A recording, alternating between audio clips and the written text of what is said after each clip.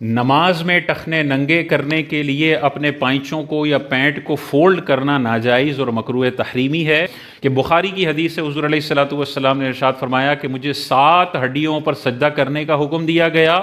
اور مجھے یہ حکم دیا گیا کہ میں کپڑوں کو نہ سمیٹوں۔ کف ثوب سے نبی کریم علیہ الصلوۃ والسلام نے منع فرمایا، یعنی نماز میں اپنے کپڑوں کو کہیں سے بھی سمیٹنا یہ منع ہے، چاہے وہ نیفے سے سمیٹ لے اپنی شلوار کو، چاہے وہ پینٹ کے پائچوں کو فولڈ کر لے، دونوں صورتوں میں کپڑوں کو سمیٹنے کی وجہ سے یہ نماز ناجائز اور مکروہ تحریمی ہوگی اور یہ بندہ گناہگار ہوگا۔ اب بہت سارے لوگ اس میں کنفیوژن کا شکار ہوتے ہیں اور کہتے ہیں کہ دیکھو ایک حدیث پاک میں حضور علیہ السلام نے ٹخنوں کو کھولنے کا حکم دیا کہ جو ٹخنے ڈھکے گا وہ ٹخنے آگ میں ہیں اور اللہ تعالیٰ اس بندے کی طرف نظر رحمت نہیں فرمائے گا، اور آپ ہمیں یہ کہہ رہے ہیں کہ ٹخنے ڈھکے رہنے دو اور نماز اس حالت میں پڑھ لو، تو یہ تو آپ ایک حدیث کی مخالفت ہمیں سکھا رہے ہیں۔ تو ایسے لوگوں کو غور کرنا چاہیے۔ دیکھیں اس حدیث کے اندر جو بخاری کے اندر ہے، حضور علیہ السلام نے ارشاد فرمایا مجھے کپڑوں کو نہ سمیٹنے کا حکم دیا گیا کہ کپڑے کہیں سے بھی فولڈ ہوئے کہیں سے بھی سمٹے ہوئے نہیں ہونے چاہیے۔ اس میں کوئی کنڈیشن نہیں ہے کہ اس وجہ سے کر لو تو جائز ہے، اس وجہ سے نہ کرو تو ناجائز ہے، ایسا کچھ نہیں ہے۔ جبکہ ٹخنوں والی جو حدیث ہے اس میں حضور علیہ الصلوۃ والسلام نے واضح طور پر ارشاد فرمایا جو تکبر کی وجہ سے اپنا کپڑا گھسیٹتا ہے تو قیامت کے دن اللہ تبارک و تعالیٰ اس بندے کی طرف نظر رحمت نہیں کرے گا۔ واضح طور پر بخاری کی حدیث کے اندر تکبر کے الفاظ موجود ہیں، اور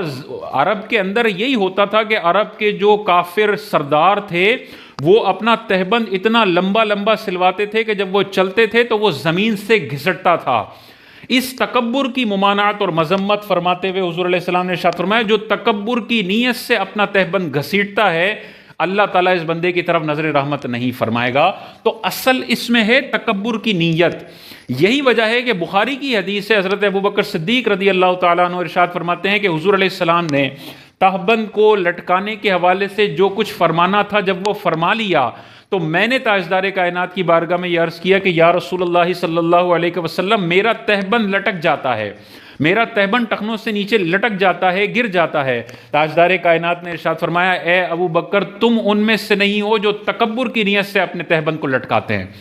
اتنا کرسٹل کلیئر تاجدار کائنات نے ٹخنوں سے نیچے کپڑے والے کے بارے میں بتایا کہ جس کا تکبر کا ارادہ ہو اور وہ پائچوں کو اور کپڑوں کو گھسیٹنے کی نیت سے کہ میں بڑا سردار ہوں، میرے پاس بڑی دولت ہے، دیکھو میرے کپڑے زمین سے گھسٹ رہے ہیں،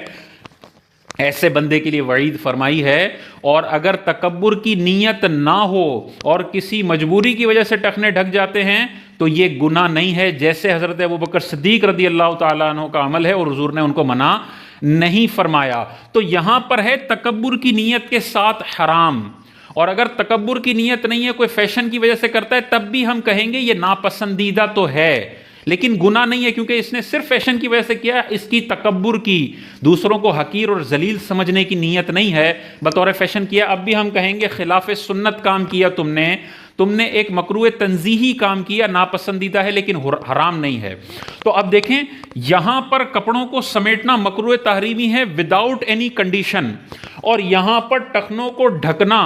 تکبر کی نیت سے مکروہ تحریمی گناہ، اور بغیر تکبر کی نیت سے زیادہ خلاف سنت یا مکروہ تنزیہی ہے۔ تو جب دو چیزوں میں ٹکراؤ آ جائے، ایک سے نماز مکروہ تحریمی ہو رہی ہو، ایک سے نماز مکروہ تنزیہی ہو رہی ہو، تو پھر تحریمی والی حدیث کا خیال رکھنا ہوگا، اور تنزیہی والی حدیث کو اس وقت ہمیں تحریمی والی حدیث پر عمل کرتے ہوئے اس کی اگر مخالفت ہو جاتی ہے تو ہم کہیں گے خلاف سنت طریقہ ہے، مکروہ تنزیہی ہے۔ سب سے شاندار یہ ہے کہ اس حدیث کا بھی خیال رکھو اور اس کا بھی خیال رکھو، یعنی پینٹ سلواؤ ہی اتنی، شلوار سلواؤ ہی اتنی کہ وہ ٹخنوں سے اوپر ہو۔ اس حدیث پہ بھی عمل ہو جائے گا کہ ٹخنے کھلے ہوئے ہیں،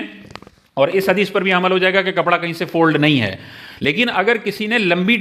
پینٹ سلوائی ہوئی ہے اور وہ پورے 24 گھنٹے ٹخنے ڈھک کے گھوم رہا ہوتا ہے، حالانکہ حضور علیہ السلام نے 24 گھنٹے کے لیے منع فرمایا ہے، کپڑے کو الٹنا صرف نماز میں منع ہے، ٹخنوں کو ڈھکنا یہ 24 گھنٹے کے لیے منع ہے۔ یہ بھائی صاحب 24 گھنٹے کے لیے تو ٹخنے ڈھک کے بالکل گھوم رہے ہوتے ہیں، اور جب نماز کی باری آتی ہے تو پھر دوسری بخاری کی حدیث کی مخالفت کرتے ہوئے اپنے کپڑوں کو موڑ لیتے ہیں، فولڈ کر لیتے ہیں اور اس طرح نماز پڑھتے ہیں۔ انہی بھائی صاحب کو کہا جائے کہ اگر آدھی پنڈلی تک آپ کے پائچے اس عجیب و غریب شیپ میں فولڈ ہوئے ہوئے ہوں، کیا آپ ایسی حالت میں اپنے سیٹھ کے پاس جانا گوارا کریں گے؟ وہ کہے گا نہیں بھائی، سیٹھ کے سامنے تو پوری پینٹ ہونی چاہیے، یہ اس طرح سے فولڈ ہوئی ہوئی کہ ادھر 3 بل لگے ہوئے ہیں، ادھر 4 بل لگے ہوئے ہیں، یہ بل تھوڑا موٹا ہے، یہ بل تھوڑا پتلا ہے۔ عجیب سی بعض اوقات ہیئت ہو جاتی ہے ان بندوں کی جو پیچھے اتنی بڑی بڑی پینٹیں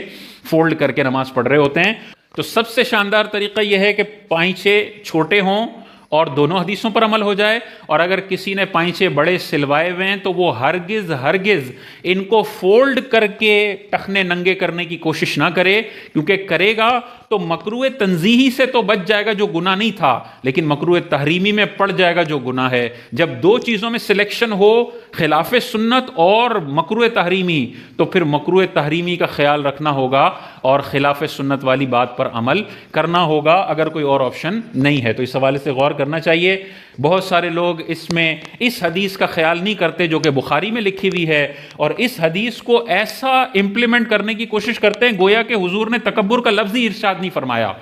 اور وہ ابو بکر صدیق والے قول کو بھی اگنور کر دیتے ہیں، اور وہ یہ بھی اگنور کر دیتے ہیں کہ موزے میں بالاتفاق نماز ہو جاتی ہے، حالانکہ موزے میں ٹخنے انسان کے ڈھکے ہوئے ہوتے ہیں۔ تو بھائی موزے میں بھی پھر نہیں ہونی چاہیے، ٹخنے تو ڈھکے ہوتے ہیں،